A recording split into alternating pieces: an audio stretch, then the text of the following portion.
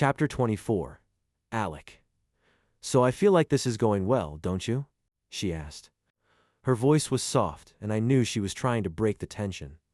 I nodded as I drove because I wasn't really sure what to say.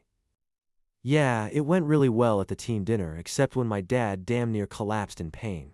And Coach seemed happy to see us together. Our fake relationship was going great at school, too, except for the fact that I kept getting distracted by her. Logically, I knew it wasn't a thing, that we weren't a thing, but when it was just the two of us, I kept fucking forgetting. None of this is real. Which was why I appreciated the wake-up call tonight. The gut-wrenching dose of reality that hit me when my dad's knee buckled was exactly what I needed. Seeing him like that was an instant reminder of one of the worst times of my life, when my friend chose not to be with me but to instead take my fucking nemesis, that twat, to our spot. His presence helped ground me. Yeah, it was good, I said. Are you okay? She asked, holding her hands in front of the heating vents. With your dad, I mean. I didn't know. Just tired, I said, which absolutely wasn't a lie, but I also didn't want to talk about my dad. Not with Bear. Whenever he sat for too long, pain shot up his leg. It happened often, but that didn't make it any better. Do you have trouble sleeping the night before a game? She asked, clearly avoiding the subject of my dad. I've never played any sport, Burr. It seems like since you're decent at hockey, it might be a lead stressful. No more than any other night, I said. What does that mean, you don't sleep well? She asked. You're not my real girlfriend, Collins. You don't need to worry about how many hours of sleep I'm getting, okay? It came out a little harsher than I'd intended, but I needed to create a little distance. Her eyebrows went together, and I knew she felt that one. I was just asking, she said. I pulled into her driveway, and when I opened my door to get out, she said, You don't have to walk me to the door. No one is around. It's dark, so I'm walking you to the door, I said, feeling like an ass. But when I got to her side of the car, I saw that fucking Benji Worthington was out on his porch with a vape pen in his mouth. Forever a douche. Fucking Worthington, I muttered under my breath. Why do you guys hate each other? She asked quietly as she climbed out of the car, looking in Benji's direction. I mean, we never liked him because he was a tool, but obviously things got worse. Yeah, he's an asshole. Oh, well, that explains everything, she said sarcastically. I sighed. He's just my enemy and I fucking hate him, okay? Your enemy? She repeated in a tone that told me she thought I was being dramatic. Okay, so maybe not my enemy, but he's a dickweasel who gossips. Like an old church lady, I said, wanting to punch him just for sitting here. I guarantee you he's the one who spread the bong picture. Seriously, she glanced toward Worthington's house. Oh yeah, he plays for St. John's Academy. The ones who beat you in state last year? She interrupted with a gasp. Can I believe you know that? I said. I can't believe you scored twice in that game, she said, closing the car door. Apparently that's impressive for a defender. Look at you, doing all your research, I said, looking down at her mouth. She smiled up at me, and it was insane how badly I wanted to kiss her. Wait, what? Where is this feeling coming from? It was insane and plain fucking stupid. Get it to Getber. He's watching us now, she said quietly, so I'm going to laugh like you're hilarious and charming. She let out a little giggle and, yeah, he noticed us. His attention was all ours, but he had no idea we'd spotted him. Holy shit, that's it, I said, my mind spinning. With the way he gossips, we should totally kiss. What? She said loudly, with a laugh, like she thought I was kidding. But I glanced over her head and could tell Benji was staring, completely psychotically watching us, and I wasn't above begging. Because if I could use him to broadcast this and make him jealous, that was a huge fucking win. Please let me kiss you. Please let me kiss you. Please let me kiss you. Please let me kiss you, Danny, I muttered, looking into her eyes and groveling. I just hate that fucker so much, and this is going to kill him plain. Fucking let me kiss, why? Okay, she quietly interrupted. I hadn't realized how sure I was that she was going to say no, and she said okay. What? I couldn't believe I'd heard her right. I looked down at her upturned face and said, Really? If you think it's going to get back to the right people, she said, her voice a near whisper as she leaned a little closer so Benji couldn't hear us. Then why not? We did it before just for fun, so why not do it now for public relations purposes? Just for fun, my ass. Are you sure? No matter how I felt about her now, I'd never want to pressure her into doing something she didn't want to do. even though it was suddenly the only thing I'd ever wanted to do. So much for keeping it together. I'm sure, she whispered, nodding. Lay it on me, Zeus. It was the shitty little twinkle in her eye that made my knees weak. And the way she lifted her chin and tilted her head the tiniest bit, like she was getting ready, dear God. Suddenly, my heart was pounding, and my breath was frozen in my lungs, and the smell of her perfume apple juice and flowers was jamming up my senses, making it impossible to breathe normally. Because there she stood, in the dark beside my car, looking up at me. Exactly the way I'd always wanted her to. Lay it on me, Zeus. I forgot about Benji when I watched my fingers slide into her hair. If they worked independently from my brain. I held her in place, the curls soft against my hands, and as I lowered my mouth, one word was transmitted through to every corner of my mind like a chant. Danny's, Danny's, Danny's, Danny's. The blonde hair wrapped around my knuckles, the unsteady breath that hovered in a cloud between us, the long eyelashes fluttering dosed the reality that they all belonged to Bear hit me like a blow, like a punch that knocked me all the way down. This was Danny. Holy shit. I felt her lips underneath mine, sweet cherry lip gloss. Oh God, and it was like being struck by lightning. I felt a jolt in every nerve ending in my body when she opened for me, and I was electrified when her fingers fisted in the front of my coat and her tongue. What the fuck is going on out here? Donnie jumped away from me, and I felt like I was going to die when I opened my eyes and saw Mick fucking Bosch standing on the porch, glaring at me. Oh shit. He was wearing all black, like an angel of death, and his big arm was extended, his finger pointed directly at me. Get your ass inside. Now. Shit, shit, shit. Donnie turned and started for the porch, but Mick said, I mean you, Bershevsky. Fuck, fuck, fuck. Yes, sir, I said, my heart beating so fast that it was possible I was going to faint from the fear like a little old lady. I followed Danny Yu the path to the porch and into her grandpa's house, where I was surely about to be destroyed. But as I went inside, I realized at the bright side of my death why that Benji was being eaten alive by jealousy at that very moment. Hell always been into Danny, so it was just chef's kiss, that he'd had a front row seat to me winning. Take that, jackass.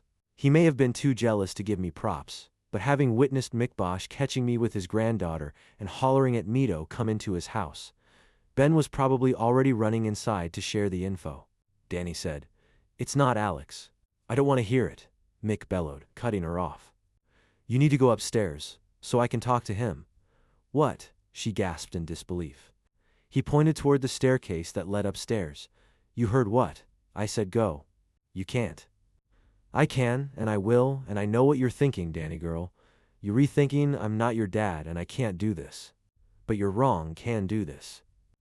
I'm the one who's here, I'm the one who's around, and I'm the one who gives a shit. Go upstairs and I'll talk to you later.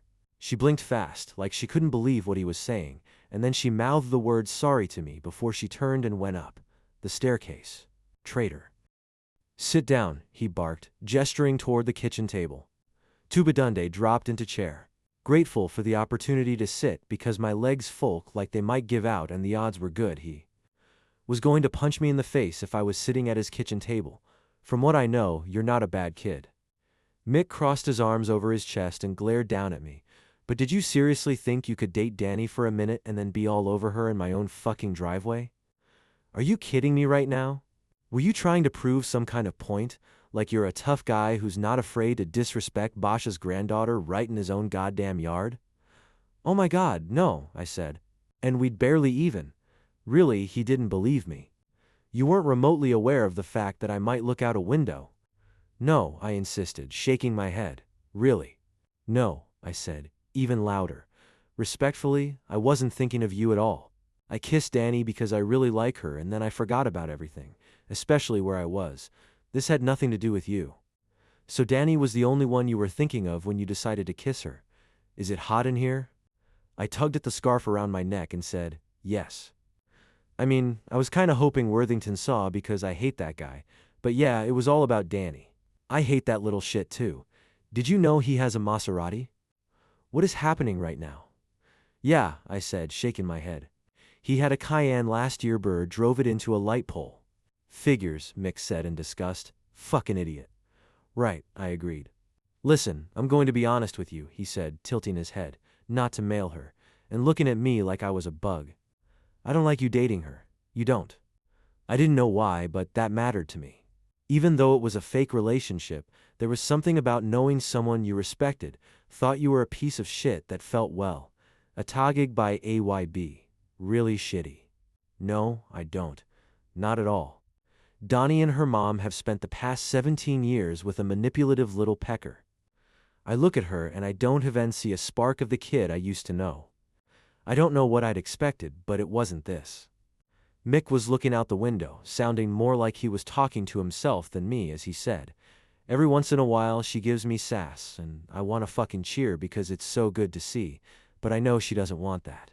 And she shouldn't want that because, well, it doesn't matter, but she's right to be mad at me. But my point is that I want her to figure out who she is and find her voice without some guy in her way." 1. I don't want to be in her way, I said, rolling my eyes at myself while my voice cracked like I was a nervous middle schooler. I want the same thing you do, I promise, and I hate the Colonel too. You do? Mick said, looking surprised. God, yes, but it doesn't matter because Danny still worships him, I said, realizing the second the words left my mouth that was proba, BF and overshare. Donnie would probably be super pissed if she overheard me saying that. I know, he said with a sigh. She won't hear a single critical word shower him, but he's her dad, so I have to respect that.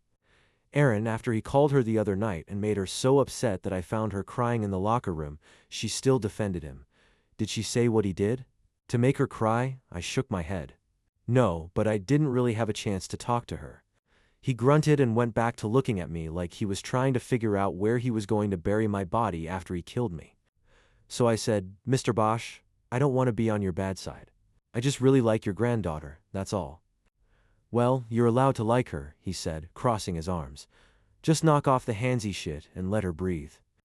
"Okay," I said, nodding, because odds were good there wasn't going to be any more handsy shit regardless. I still wasn't sure why she'd agreed to let me kiss her in the first place, but I was positive that after this, I wasn't going to get the chance to finish what we'd barely started. "By the way, what are you doing about that shoulder?" he asked. "What?" I said it a little too loudly, but he was looking at me like he knew everything, and there was no way that he could. "Eyes the way you drop it when you're tired, the way you rub it sometimes when you're talking. Your shoulder's fucked up, isn't it?" His words made my blood run cold because what the fuck was that?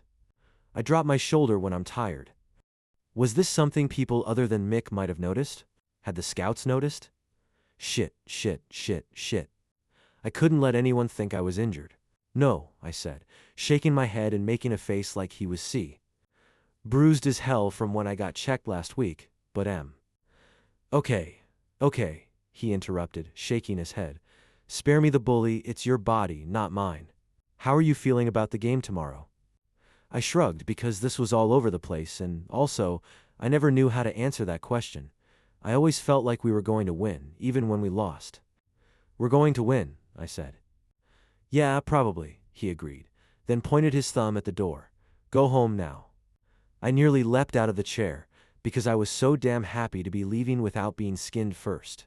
If I could have sprinted to the door and out to my car, I would V. But when I got to the door, I stopped and looked back, because I felt like I had to say something. "Mr. Bosch?" "Mick," he corrected. "Mick?" I said, thanks for not killing me." "No problem," he said, and I swear to God he sort of smiled. "If you accidentally tapped the Maserati next door with that piece of shit you drive, by the way, I didn't see a damn thing." "Noted," I said, and then I left, getting the hell out of Dodge. When I finally looked at my phone after getting home, I had multiple texts from Danny. "Danny, are you okay? Danny, I'm so sorry. Danny, what did he say? Danny, please send me proof of life." I took a selfie, then sent. "I'm fine," and he was actually pretty cool. He just wanted to make sure I wasn't being a dick to you. I thought about what he'd said about her. It was interesting, the way she always assumed he was an old jerk, when, in all actuality, it seemed like Head missed her and was worried about her. Like he was trying to help her. I texted, "This might sound crazy, but I think he's trying to fix things with you, Danny. How is he doing that exactly?" By grunting a lot in my presence, I could see how she could miss it. The old guy was shit at communicating. But as much as I wanted to help Mick out a bit, I needed to cover the kiss immediately. I texted. So, subject change. Danny? Yes? Me? About that other thing that happened in your driveway. Danny. What other thing? Okay, so she clearly didn't want to discuss it. And yet all I could do was think about it. Me. Fair enough. See you tomorrow. She didn't respond, but just as I plugged my phone into the charger and switched off the lamp, my phone buzzed. Danny. My grandpa just came into my room and told me to tell you to ice the shoulder before you go to bed, even if you're too tired. I stared at the message in disbelief. I wasn't sure why it made my throat feel a little tight, and I had no fucking idea why it made me feel 1,000 times more exhausted. I texted, tell him thanks. And then I went downstairs and got some ice.